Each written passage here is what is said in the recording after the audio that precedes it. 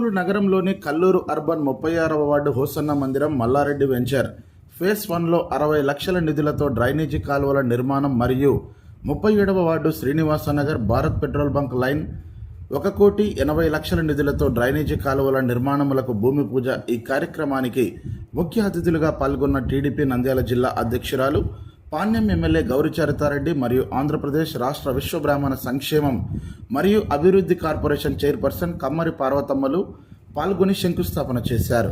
ఈ కార్యక్రమంలో cluster incharge Janardhan Achari, 37వ వార్డు ఇన్ఛార్జ్ సుతారు రాఘవేంద్ర, 41వ వార్డు ఇన్ఛార్జ్ నాగేశ్వరరావు, సీనియర్ నాయకులు, కార్యకర్తలు, అభిమానులు తదితరులు పాల్గొన్నారు. అనంతరం పాణ్యం ఎమ్మెల్యే గౌరిచరితారెడ్డి మాట్లాడారు.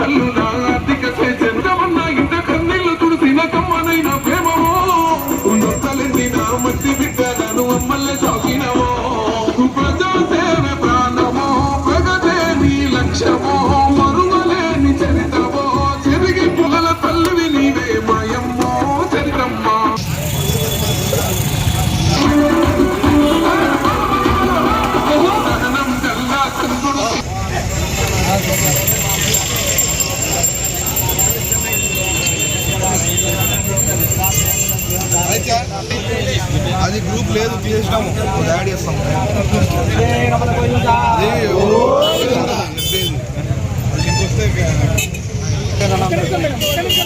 వెనక్కి రావాలి, వెనక్కి.